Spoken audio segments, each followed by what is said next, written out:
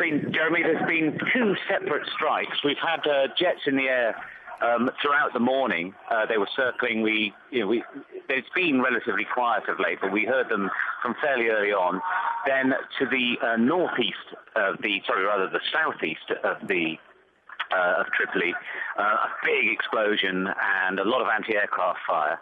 And then probably about three-quarters of an hour later, to the southwest, another explosion. This one we think may have actually been more than one attack.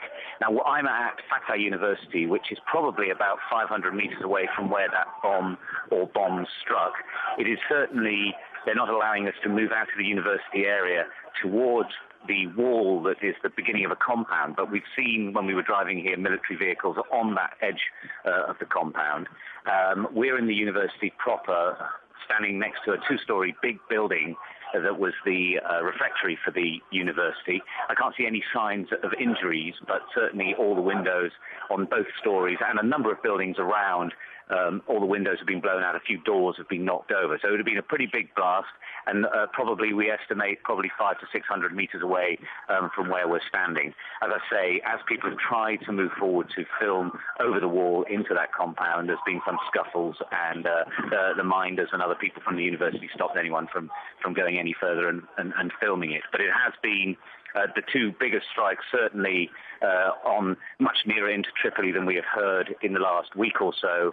And it has caused some damage here. Again, we're still waiting for any idea if anyone was actually hurt, but there was nothing to indicate that inside. There was no blood inside, for example, but it would have been very frightening if you were in there. As you say, it is unusual to see Colonel Gaddafi out, and it was put on television within an hour and a half of that strike.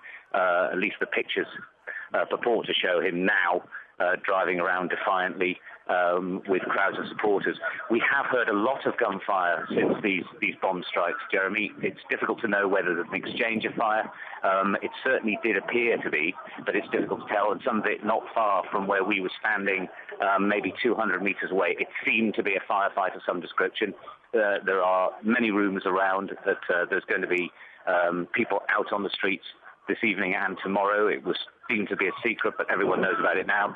And we noticed today in the two hotels that the people are staying in, there was absolutely no movement allowed outside. It was an absolute lockdown, and nobody was able to go onto the streets at all, even across the road to go to the local shop. So it was a definite change in atmosphere. And then, of course, these strikes happened, and we've been brought by bus to the university to see what's going on. As I say, fair amount of damage, but not the buildings, but glass is everywhere, and doors, etc., being knocked over.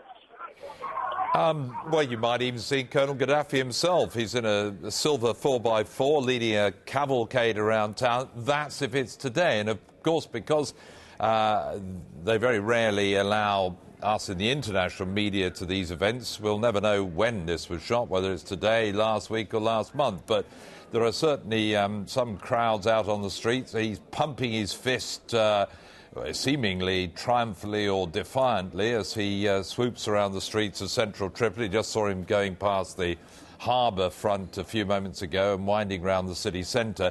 If this is today, Stuart, then it would look like he wants to make a point that he's alive and well, he's defiant, he's almost, not quite, sticking two fingers up at NATO and their airstrikes.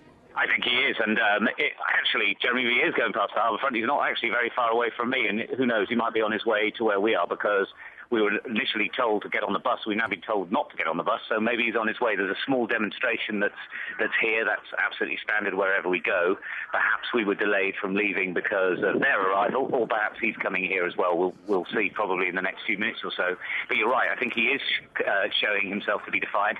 And that seems to be, Jeremy, what we've noticed in the last day or so, a subtle change in the various minders, spokespeople, people who are hanging around in the lobby of the hotel that we speak to daily. Not that they give an awful lot away on any front, but it appears to us that some of the more liberal-minded, perhaps safe Gaddafi people are somewhat no longer in the ascendancy. More hardliners have come in. I've noticed the main spokesman wasn't in the press conference with the foreign minister, deputy foreign minister, last night, and one of the old guard was taking questions from the media about future trips, etc. So there seems to be something of a change taking place, and it coincides also with the finance minister being very defiant, saying that they have huge reserves of precious metal and gold which they can draw upon to fund the country while their huge numbers of assets have been frozen all over the world.